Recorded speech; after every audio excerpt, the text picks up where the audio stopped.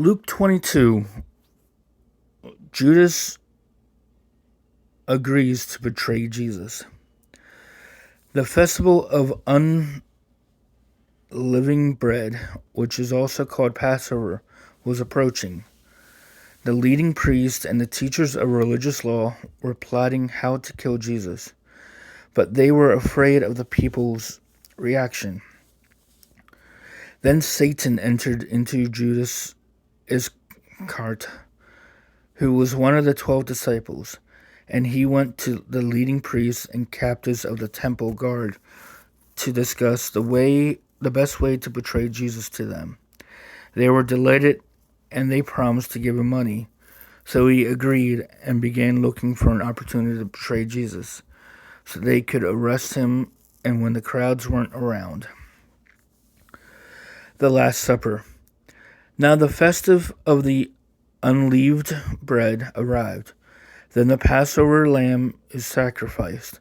Jesus sent Peter and John ahead to say, "Go and prepare the Passover meal so we can eat it together."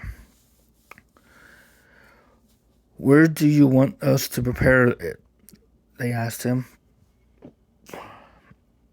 He replied, "As soon as you enter Jerusalem, a man carrying a pitcher of water will meet you. Follow him at the house he enters. Say to the owner, 'The teachers ask, where is the guest room where I can eat the Passover meal with my disciples?' He will take you upstairs to a large room that is already set up. That is where you should prepare our meal." They went off to the city and found everything just as Jesus said, and they prepared the Passover meal. When the time came, Jesus and the apostles sat down together at the table. Jesus said, "I have been very eager to eat this Passover meal with you before my suffering begins. For I tell you now that I won't eat this meal again until its meaning is fulfilled in the kingdom of God." Then he took a cup of wine and gave thanks to God for it. Then he said, "Take this and share it among yourselves, for I will not drink wine until the kingdom of God has come." Then he took some bread and gave thanks to forgive it. Then he broke it in pieces and gave it to the disciples, saying, "This is my body, which is given for you. Do this in remembrance of me." After supper, he took another cup of wine and said, "This cup is my new covenant between God and his people, an agreement confirmed with my blood, which is poured out as a sacrifice to you. But here at this table, sitting among us as a friend, is a man who will betray me, for it has been determined that the Son of Man must die. But what sorrow awaits the one who betrays him." Disciples began to ask each other which of them would ever do such a thing. Then they began to argue among themselves about who would be the greatest among them. Jesus told them, "In this world the kings and great men lord it over their people, and yet they are called friends of the people. But among you it will be different. Those who are greatest among you shall take the lowest rank, and the leaders should be like a servant.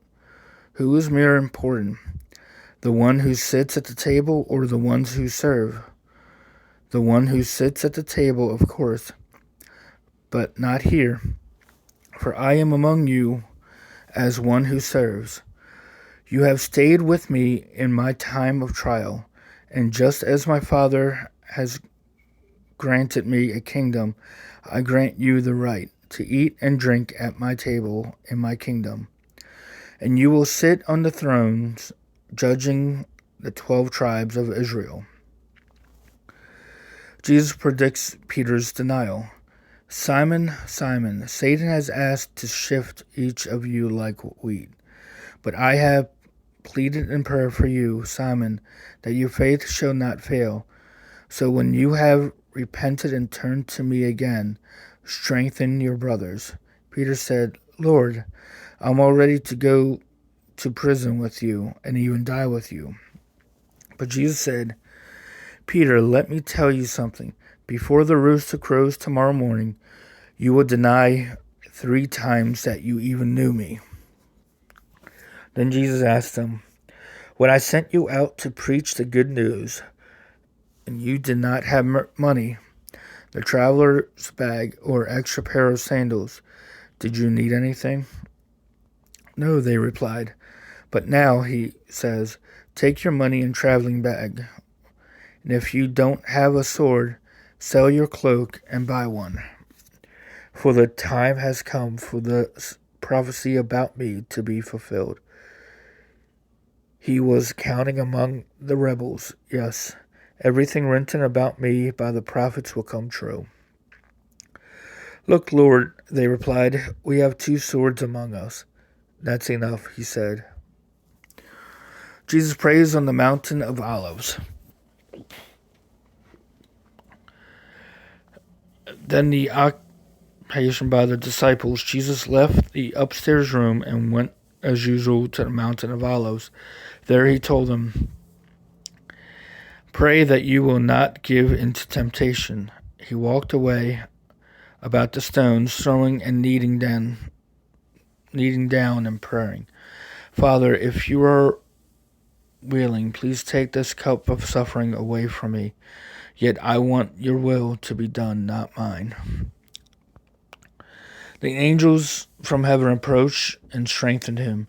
He prayed more bitterly, and he was in such agony of spirit that his sweat fell from the ground like a great drop of blood.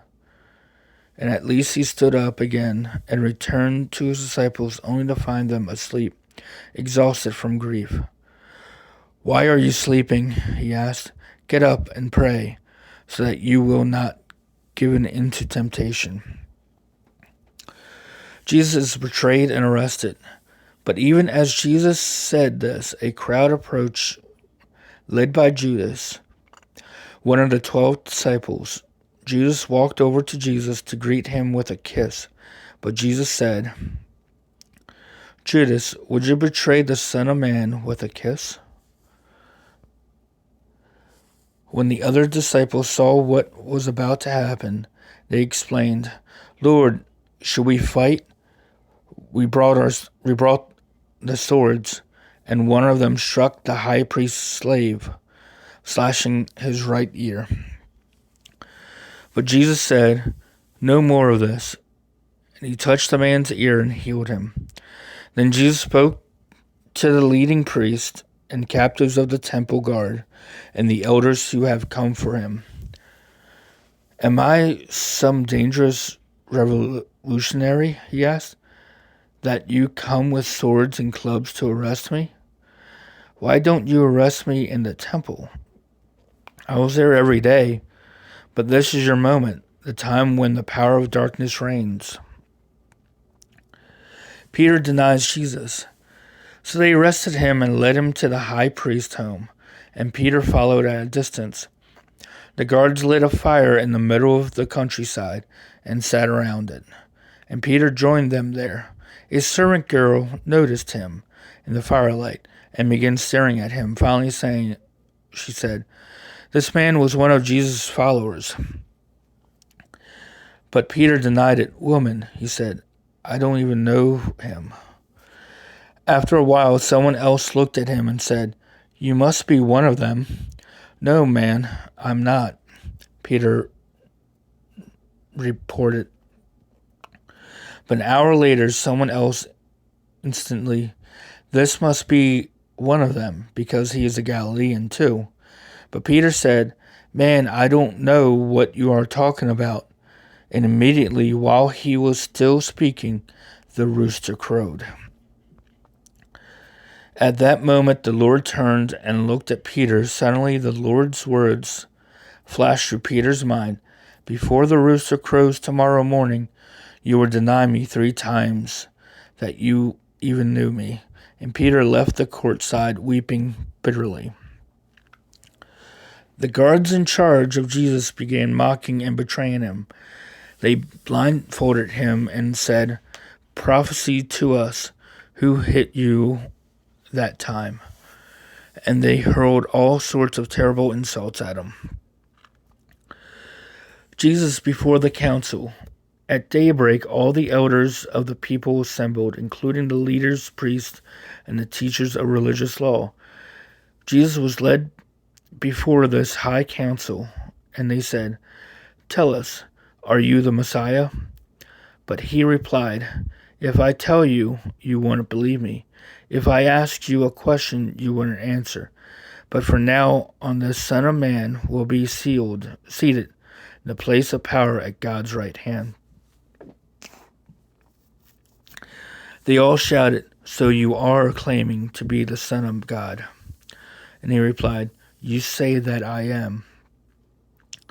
"Why do we need another eyewitness?" they said. "We ourselves heard him say it."